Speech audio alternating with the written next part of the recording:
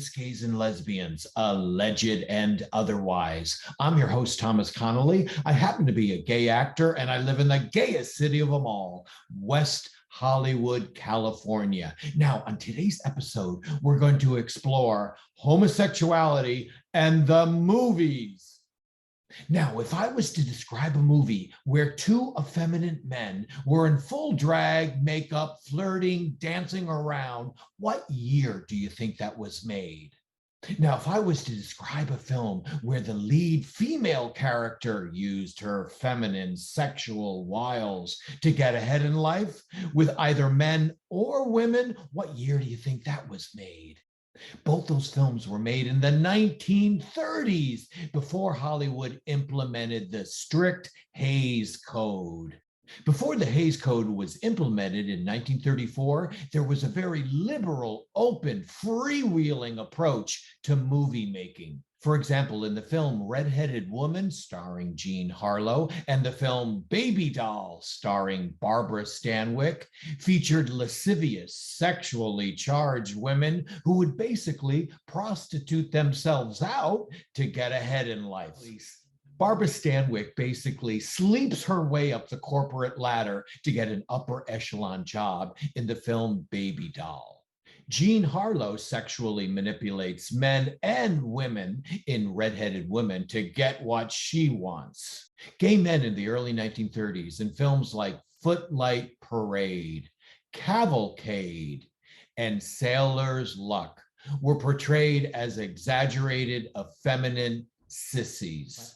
Actors like Franklin Pangborn, Eric Blore, and Edward Everett Horton were well known for these gay character roles. Well, the conservative Christian base in our country, led by the Catholic League of Decency, changed all that with the implementation of the Hays Code, which started in 1934 and ran to 1968, and it entirely changed the tone of movie making. It consisted of a long list of rules, but in summing it up, any kind of nudity, blasphemy, same-sex references, abortion, or premarital sex were strictly forbidden in any motion picture. It severely changed the subject matter of movie making.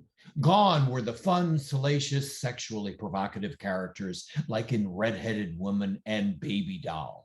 Gone were any explicit gay characters, but they were slowly and slyly introduced by directors like Alfred Hitchcock in a more diabolical way. Gone was any physical intimacy and bonding, even between male heterosexual characters. Now, you might be asking, what is he talking about? Physical intimacy between heterosexual men? Now, this is a fascinating bit of cinema history. The very first movie to win an Oscar for Best Picture was Wings in 1929. It was about the friendship between daring, bold, masculine pilots during World War I. Produced by the infamous Howard Hughes, it was acclaimed for its special effects and aerial shots for its day.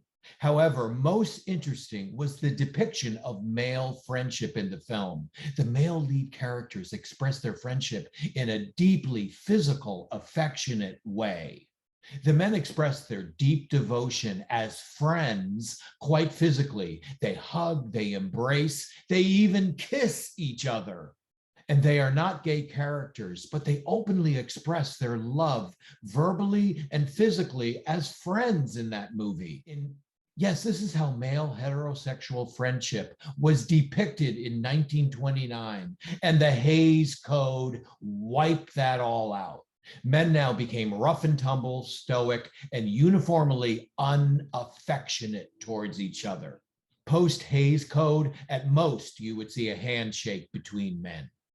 And this was so sad to me because the Hays Code, sponsored by the Catholic League of Decency, was not only forbidding any homosexual references, but any kind of reference of physical affection for your friend. Now, I urge you to see the Best Picture of 1929, Wings, and I think you'll be taken aback a little bit to see how male friendship was depicted back then. Sadly, gay and lesbian characters slowly resurfaced as the deranged psychotic killer in films like Hitchcock's The Rope, Hitchcock's Stranger on a Train, and films like The Children's Hour, Cruising, and Basic Instinct. The gay and lesbian characters in all those films were unhappy, sick, twisted people with a propensity to commit suicide or homicide. Needless to say, it would have been really interesting to have seen the progression of filmmaking without the implementation of the Hays Code. And maybe without the Hays Code, male heterosexual friendship would have continued to evolve in a caring, loving, affectionate way, and gay characters wouldn't have resurfaced as emotionally disturbed, unbalanced, psychotic killers. Well, that's about it for this episode. This is Thomas Connolly for Famous Gays and Lesbians, Alleged and Otherwise. Hey, if you like this show, could you please like and subscribe? That would really help sustain us here. Until next time, bye-bye.